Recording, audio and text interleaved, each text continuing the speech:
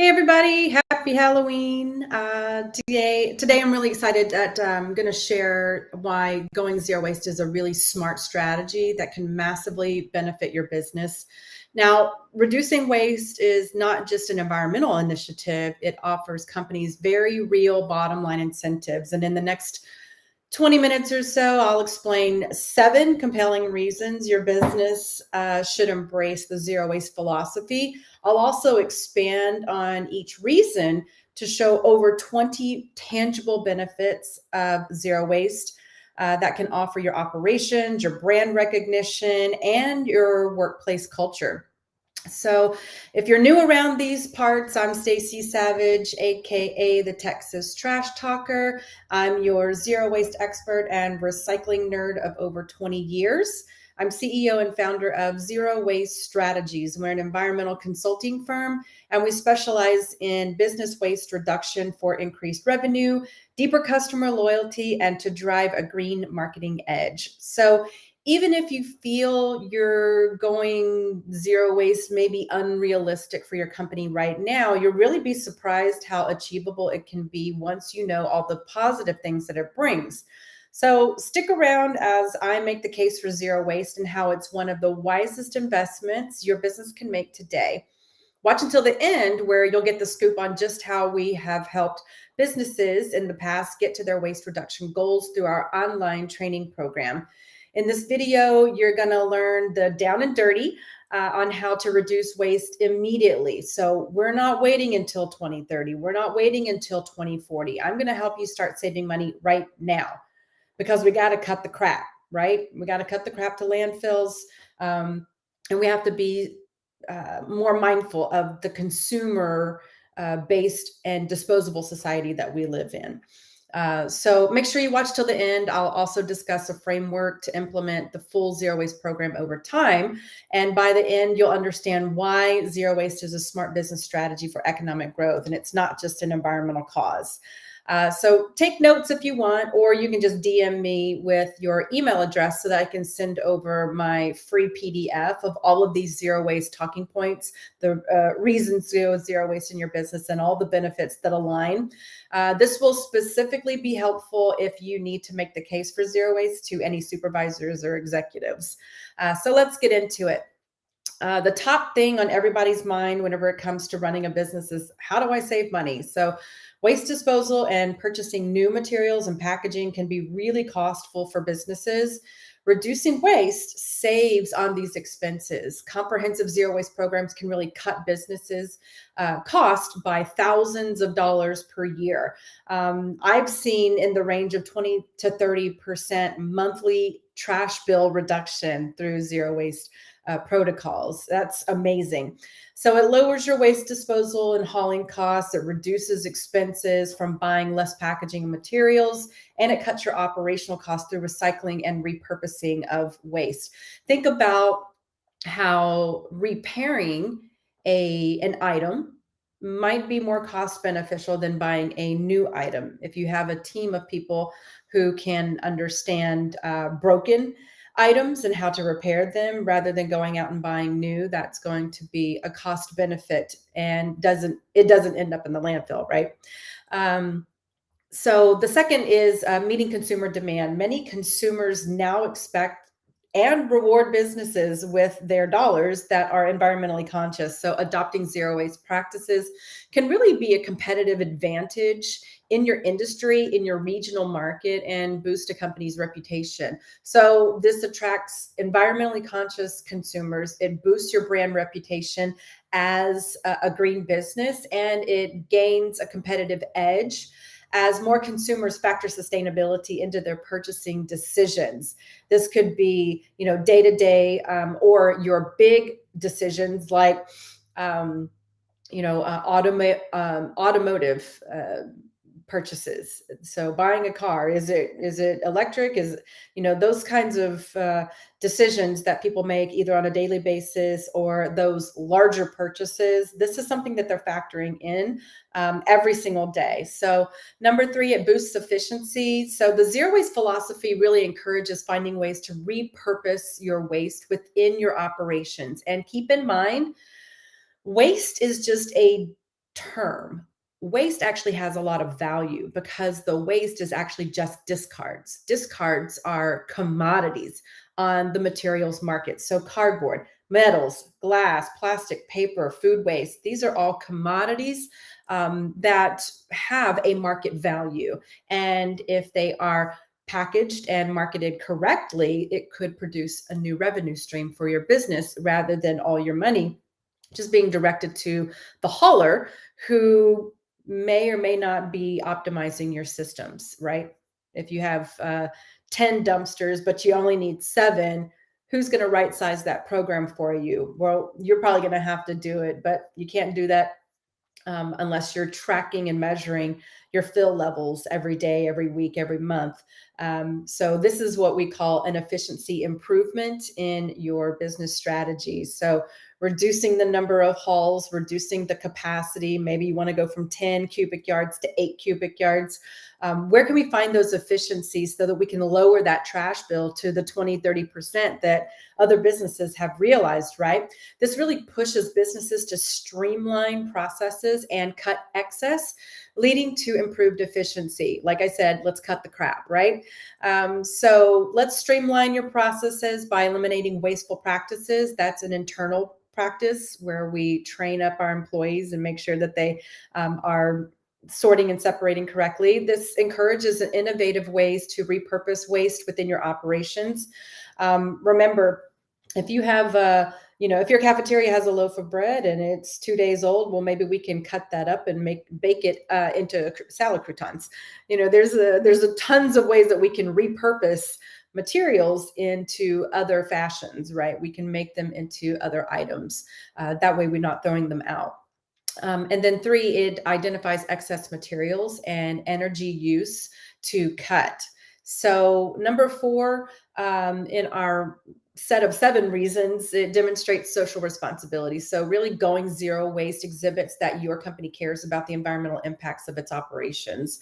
This truly builds brand image and accountability within your industry. It shows corporate social responsibility, and consumers recognize that.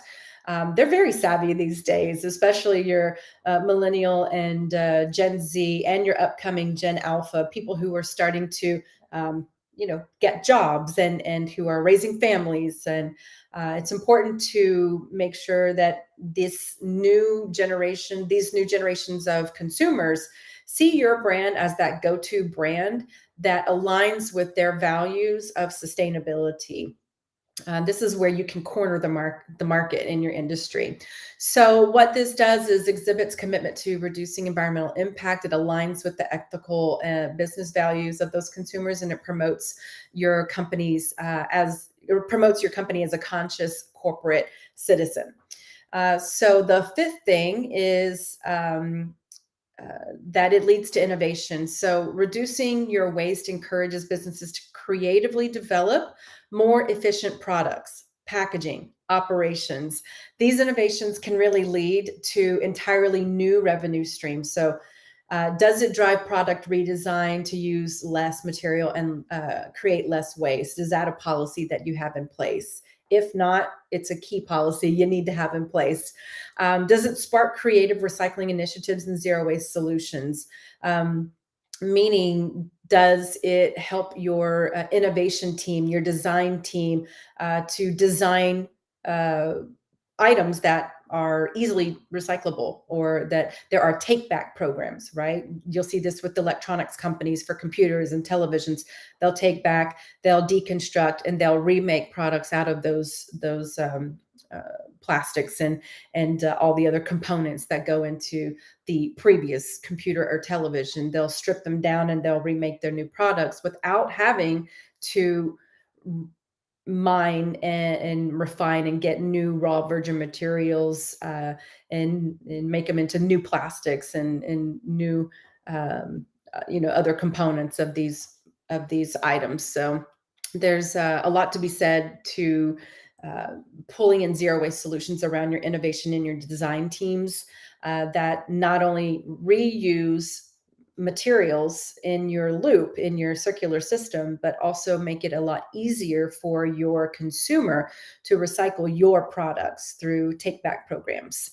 It also opens opportunities to turn your waste into new revenue streams. So maybe you're baling your cardboard and you're allowing your hauler, your recycling hauler, to take that. Well, maybe there's a company in your area that would like to purchase that from you so that they can use that for maybe their product packaging.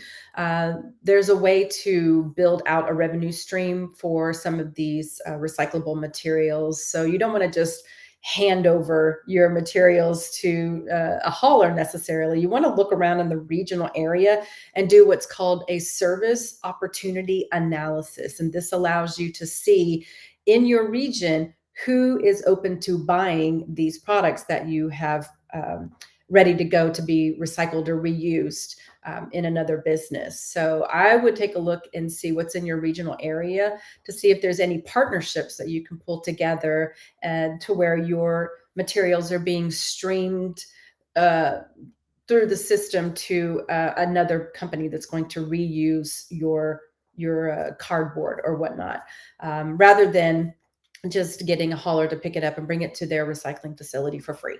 So let's make you a revenue stream. Why not? The next thing is that it improves your workplace culture. Of course, zero waste programs often get employees actively engaged in company sustainability. So this can improve your workplace morale, boost the feeling of unity and pride. It gives your employees something to brag about, right? Everybody wants their employees to brag about their company. So, in boosting that employee engagement through your sustainability initiatives, it really fosters teamwork to reach the zero waste goals. And it cultivates a pride in your company that it's putting forth these sustainability values and tangible efforts, measuring, tracking, reporting, and showing the world that these efforts are being put into place and that they're working. So this is something that really drives employees to stick around. You don't have a lot of turnover whenever you've got a company that cares, and you can demonstrate that. But you can also use this corporate culture to recruit top tier talent.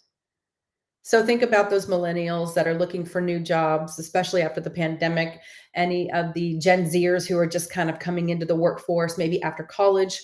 Important to think about where their sustainability values align and how they would most likely want to work for a company that has those sustainability values in place in its own operations as well. So just something to keep in mind if you want to attract your new recruits, and to bring them into a corporate culture that they feel comfortable in, where they know that they're working for a company that prioritizes sustainability, that puts them first, that puts their health and their safety first, and the health and the safety of the community that your company serves.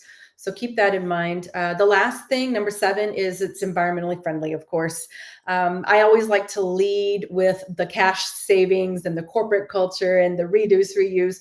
But honestly, our health lies in where our environment's health is. So the two equate, right? And it's if it's environmentally friendly, then it's good for your workers, your the community that you serve. But also environmentally friendly has to go in hand with supporting the economy. And I think the two, there's not a strong disconnect there. There's actually a very strong connection between environmental protection and economic success and growth. The two have to mesh. And we're the only ones that can really do that, since we've designed these economic systems around extracting natural resources from the earth in order to drive our businesses and our products. So adopting zero waste practices is like reducing packaging, reusing your materials, recycling, and composting. If you've got an employee cafeteria, a great thing to do is to avoid food waste to landfill. Composting does not have to be the sole place where you put food discards, right?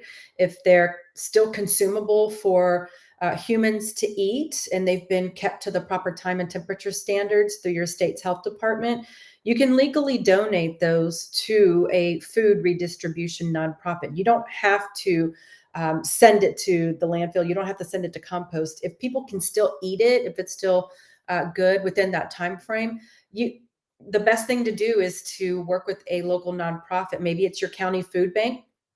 Maybe it's an organization like we have here in Austin called Keep Austin Fed. And that's a nonprofit that does food redistribution and works with the local county food bank in order to do that, the distribution there. And they keep it to proper time and temperature after it's left your business. So there's no liability. You're not going to get legally penalized if someone happens to get sick. That's not on you.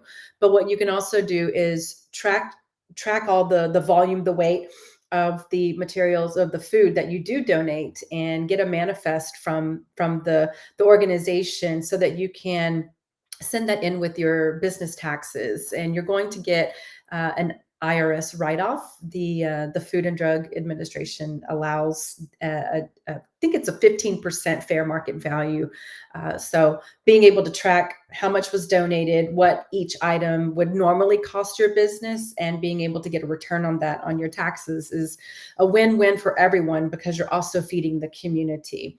So keep that in mind. You can also donate to farmers and ranchers. If there's anyone, a local farm or ranch in your area where you can donate food that has passed its prime, right? It's into the spoilage stage. But maybe livestock can eat it. It's good for goats, pigs, cows. Work with the local rancher to divert this away from landfill. So these are cost-effective ways where you don't have to necessarily purchase a compost hauling contract in these services, right? So we kind of work it up the chain and focus on highest and best use of those materials. So it can really help you conserve natural resources, and it reduces your climate impacts, your pollution. Keep in mind, food waste is about 40% of our entire waste stream here in the US, 30 to 40%. And landfills emit carbon dioxide and methane gas. And landfills are some of the biggest polluters in, all around the world. So if we can reduce the amount of food waste and other organic materials heading into the landfill, and we can divert it properly through these higher and better uses up the food chain, then we've reduced our impacts, right? So you can reduce your greenhouse gas emissions by cutting these wastes that are sent to landfills. You can conserve your natural resources by reducing the need for new materials, and it prevents the pollution by diverting waste from incinerators and landfills. So in summary, going zero waste is pretty beneficial to a business's bottom line, your efficiency, your brand image, your innovation, your entire corporate culture, right? So not to mention the green marketing strategy opportunities out there where you can really kind of shout it from the rooftops about your green initiatives and programs. So more broadly, it really helps create a healthier environment for everyone by reducing climate emissions and your landfill impacts. So if you want a free PDF of these bullet points, maybe you want to take them to your manager and executives to make the case for zero waste, right? Please just let me know, and I'll be happy to send it over. If you would like more information on how our team can get your business to zero waste through our Cash for Trash Zero Waste Business Academy, go ahead and send me a DM. I'll respond as soon as I can with more information. So I've got one last question for y'all. If you're not for zero waste, how much waste are you for? So that's my time. Thanks so much for giving me your ear. This is the Texas Trash Talker signing off. Bye, y'all.